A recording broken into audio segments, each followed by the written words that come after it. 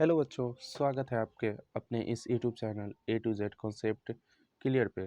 बच्चों, आज हम लोग पढ़ेंगे प्रकाश के परावर्तन एवं अपवर्तन के बहुत ही इम्पोर्टेंट ऑब्जेक्टिव क्वेश्चन। बच्चों, जिस भी क्वेश्चन का आंसर पता हो वो कमेंट करें, अन्यथा हम उसका आंसर बताएंगे।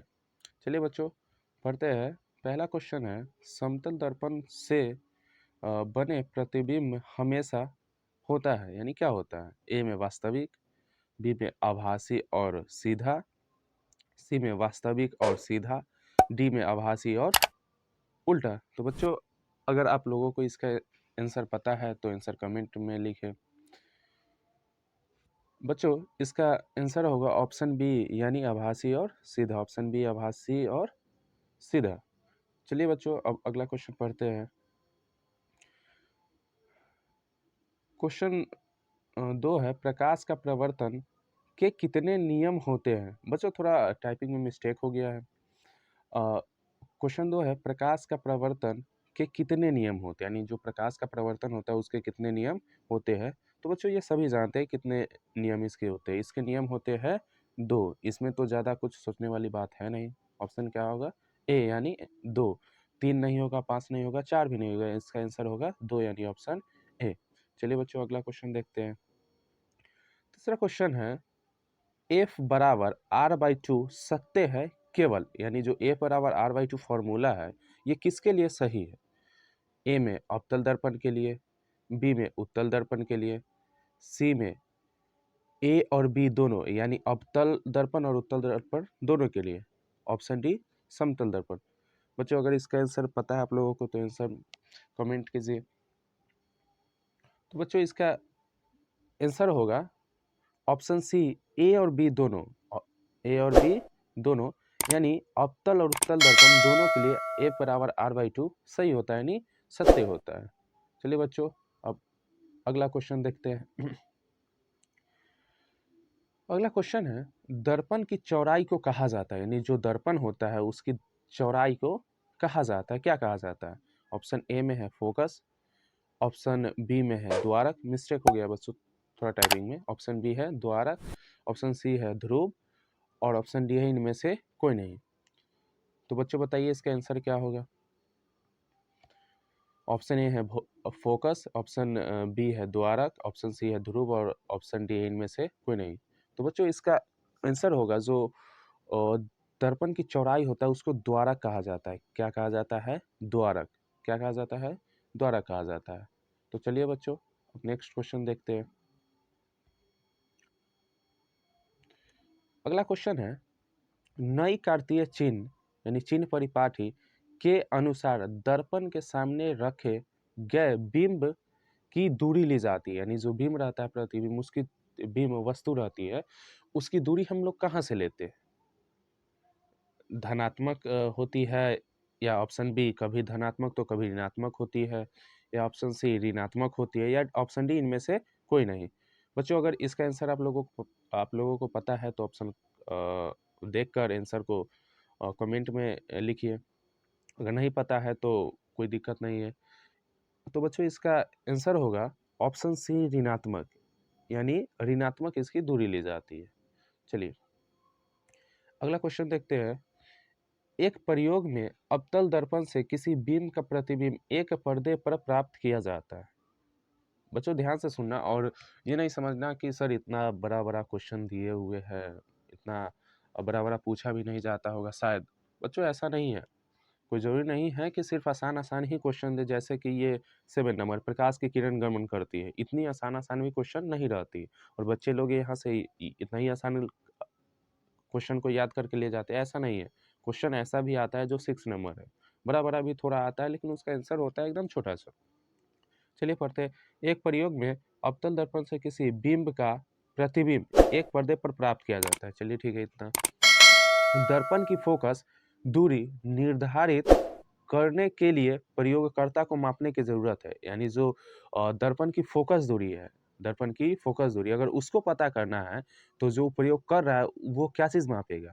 ए में दर्पण तथा पर्दा के बीच की दूरी, यानी जो दर्पण है और जो पर्दा है वो दोनों के बीच की कितनी दूरी है ये मापेगा, या फिर ऑप्शन बी दर्पण तथा बीम की बीच की दूरी, यानी जो दर्पण है और जहाँ वस्तु है वो दोनों के बीच की दूरी, या ऑप्शन सी ए और बी दोनों, कहने का मतलब दर्पण तथा पर्दा के बीच की दूरी भी और दर्पण तथा बीम के बीच की दूरी भी।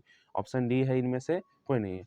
बच्चों अगर इसका आंसर आप लोगों को पता है तो आंसर कमेंट कीजिए। बच्चों इसका आंसर होगा ऑप्शन ए। क्या होगा? ऑप्शन ए, यानी दर्पण तथा पर्दा के बीच की दूरी मापेगा प्रयोगकर्ता, तब जाके दर्पण की फोकस दूरी का पता चलेगा। चलो अगला क्वेश्चन देखते हैं। 7 नंबर क्वेश्चन है, प्रकाश की किरण गमन करती है। गमन का मतलब होता है चलना या आना। प्रकाश की किरण गमन करती है कौन सी रेखा में? ऑप्शन ए है सीधी रेखा, ऑप्शन बी है तिरछी रेखा यानी तिरछा तिरछी, ऑप्शन सी है किसी भी दिशा में नहीं, करने के अंदर कोई दिशा में नहीं करता, ये तो बिल्कुल ही गलत होगा, ऑप्शन डी इनमें से कोई नहीं। बच्चों ये तो आप लोग जानते होइएगा, कमेंट कीजिए। इसका आंसर बहुत ही आसान प्रश्न है और बहुत बार पूछा भी गया है एग्जाम में।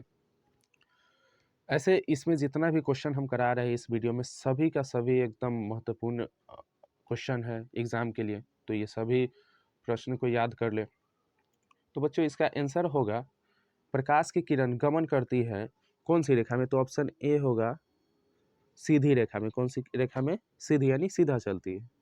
चलो अगला क्वेश्चन देखते हैं। 8 नंबर क्वेश्चन, सूर्य से आने वाली प्रकाश पुंज कैसा होता है? यानी जो सूर्य से प्रकाश आता है, प्रकाश पुंज आता है, वो कैसा होता है? अपसारी प्रकाश पुंज होता है, या अभिसारी प्रकाश पुंज होता है, या समांतर प्रकाश पुंज होता है? बच्चों ये टॉपिक आप लोग शायद जरूर पढ़े होंगे, अगर ये नहीं पढ़े होंगे तो सोचिए फिजिक्स पढ़े ही नहीं है। ये क्वेश्चन जरूर पढ़े होंगे। इसका आंसर होगा ऑप्शन सी समांतर प्रकाश पुंज। क्या होगा? समांतर प्रकाश पुंज। चलिए अब अगला क्वेश्चन देखते हैं। प्रकाश एक रूप है। प्रकाश एक रूप है। ऑप्शन ए शक्ति का, ऑप्शन बी ऊर्जा का, ऑप्शन सी कार्यों का, और ऑप्शन डी बल का। यानी जो प्रकाश है वो एक किसका रूप है, यानी what is form of light. जो प्रकाश है वो किसका रूप है? ऑप्शन ए है शक्ति का, ऑप्शन बी है ऊर्जा का, ऑप्शन सी है कार्य का यानी काम का, और ऑप्शन डी है बल का। तो बच्चों इसका आंसर होगा प्रकाश जो एक रूप है वो ऊर्जा क्या है, यानी प्रकाश एक प्रकार का एनर्जी है। क्या है? प्रकाश एक प्रकार का एनर्जी है। चलिए अब अगला क्वेश्चन देखते हैं। 10वां क्वेश्चन है, प्रकाश तरंग किस प्रकार की होती है? यानी जो प्रकाश की तरंग होती है वो किस प्रकार की तरंग होती है? ऑप्शन ए ध्वनि तरंग के समान होता है, ऑप्शन बी विद्युत तरंग के समान होता है, ऑप्शन सी कोई तरंग ही नहीं होता है, ऑप्शन डी इनमें से कोई नहीं। बच्चों अगर इसका आंसर पता है तो आंसर कमेंट कीजिए।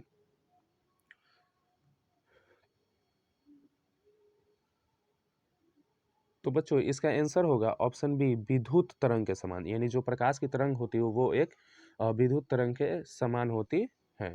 चलिए अगला क्वेश्चन देखते हैं। अगला क्वेश्चन है 11वां क्वेश्चन, प्रकाश के अपवर्तन के कितने नियम होते हैं? इससे पहले हम लोग पढ़े हैं कि प्रकाश के प्रवर्तन के 2 नियम होते हैं।